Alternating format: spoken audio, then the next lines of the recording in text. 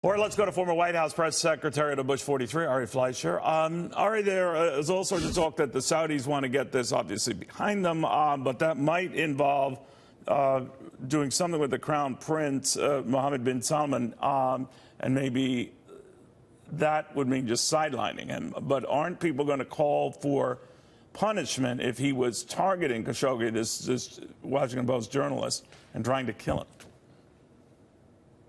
Well, they will. And if we have intercepts, if there's evidence that he personally ordered the attack and then he participated in the initial lie about what took place where they said he walked out the back door and nobody saw him, then it really is a problem. But, you know, Neil, this is a terrible clash between our nation's morality, which we always must fight for and represent abroad, and the reality of the dirty Middle East and our problems with Iran.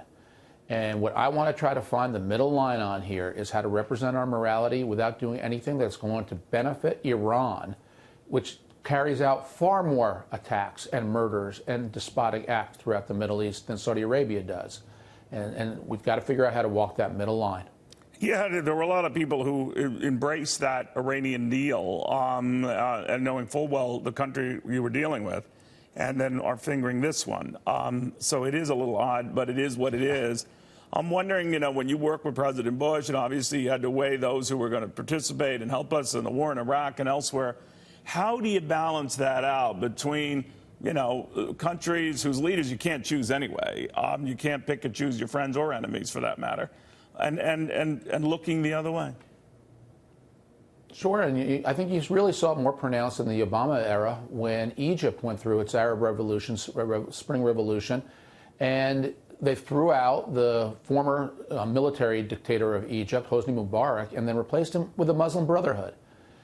Did anybody end up better in that deal? The answer is no. And then finally there was another military coup against the Muslim Brotherhood, and now you have General Sisi, who is an American ally.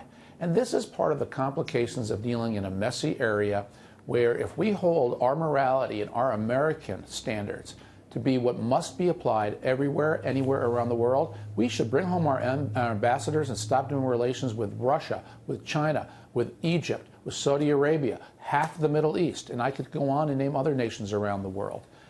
That's why I want to try to figure out what the middle line is here. I suspect it's going to come down to individually sanctioning the 15 people who were sent to Turkey who carried out this attack, some type of economic sanction against Saudi Arabia, and then we'll see where future lies from there.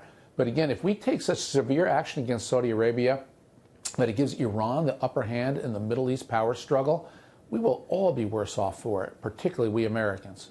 You know, we're getting an administration official saying that the U.S. has an important relationship with Saudi Arabia, but that does not mean it is ignoring other issues with the Saudis, presumably this one. And I'm wondering, it comes on the same day Marco Rubio has said it is worth blowing up a relationship over this. Is it? It's not. I mean, the consequences of blowing things up with Saudi Arabia is if the Saudi Arabian leadership were to fall, if all of a sudden we had instability on the Saudi Peninsula, and then it enhances Iran's role, which they are deeply involved in Yemen, which is a choke point for the Persian Gulf. Do you really want to give Iran the upper hand in all things Middle East? You have to be cognizant of the broader ramifications of any step you take, and that's why I support something that's an intermediate sanction that is a proper measurement of our morality that doesn't put the Saudis into any greater danger that enhances the Iranians. You know, you can tell from the comments that are coming out of the White House, including now the vice president, that they're sort of between a rock and a hard place on this, saying today, This is vice president, that I'll be speaking to Secretary of State Pompeo later today. The president has already said we're going to get to the bottom of what's important, and the world knows the truth and the facts. If he was murdered, referring to Khashoggi, the Washington Post journalist, to know who was responsible, even more important, that he was a member of a free and independent press. An act of violence should be condemned. Also a member of a press, we are going to demand answers the world deserves. The world deserves answers. So this is like a little string-on sentence there. But, I mean, obviously the administration is trying to get ahead of it. What is at risk in responding too soon? How do you handle that?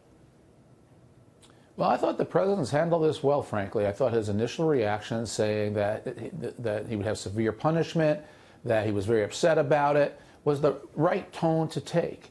And you do have to let some information come to the facts and the truth to develop. I'm not sure I would take everything Turkey says at face value. Turkey's a despotic nation, an ally with Iran in many ways, that has their own anti-American interests. We remember when Turkey beat up protesters in an American park. The president of Turkey, Erdogan, sent his own thugs to beat up protesters on our soil. So Turkey is a little suspect too. We have intelligence capabilities. We'll be able to sort out whatever we can sort out. Listen to what the Saudis say, listen to what the Turks say. And that's why the president should allow facts to develop as fully as facts can ever be developed in the convoluted Middle East and make the right action after that. But I also note, it's in large part because Khashoggi was a journalist that it's created such ire, such moral ire among the American press corps. Properly so.